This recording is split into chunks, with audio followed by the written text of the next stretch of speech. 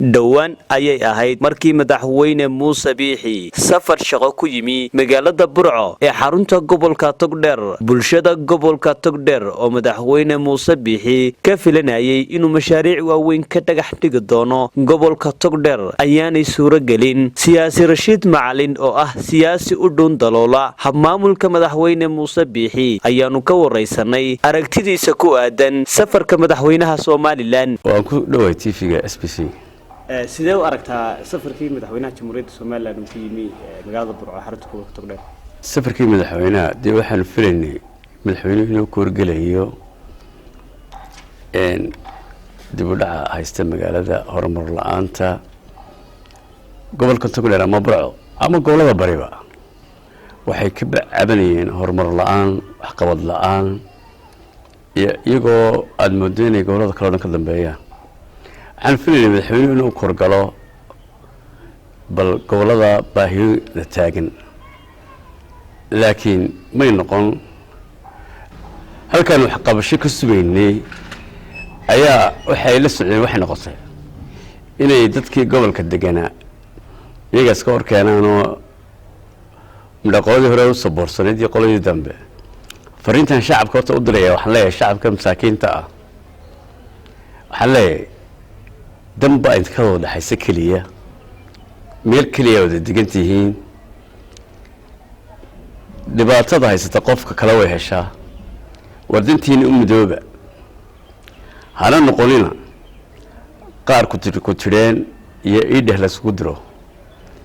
madaxweynena waxaan leeyahay ummaddu waxqabashay kaa sugaysaa, waxqabashaanay kaaga fadhiday, laakiin kaagamay fadhiyey madaxweyne haddaad tahay inaad ummadda yaree masaakiinta ah ee sixir bararka iyo maciisho waxaan malanayaa ummaddii soo dhaweynaysa halkaa joogay lasoo raafay mikrofon baa dhowr cisho lala marayay magaalada oo la soo baxa. waxa laga yaabaa ummadda lasoo raafay qaarkood markay madaxweyne ka tagaan inay qaybadooda haysanba. dawladdan waxaan sheegayaa hadduu sii deynayo iyo hadduu haysanayo madaxweyne ku xidhan tahay ee maaha wax ku xidhan ashkhaas kale iyo mareeyahan duulista. dawladaha mad badan baa ka shaqeynaysay xafiisyadooda kuna noolayd ummadda u sheeg sharciday jabiyeen oo ay ku gafeen oo ummaddu ha maqasho. filaynay dee madaxweynuhu inuu ballanqaadadii fara badneedii uu sameeyey lagala hadlo iyo waxa ka qabsoomay iyo waan ogna waxba kama qaban ballanqaadadii oo dhan. waxaan filayaa sidaynu doonaynay umay dhicin. waan sidaan sheegayay oo nimanbaaba ka soo horreeyey wasiiraa oo lahaa wixii dambe hadhowgaa madaxweynaha weydiisataani nimankii yimi wasiirada lama weydiin war wixii hore maxaa naga haysan.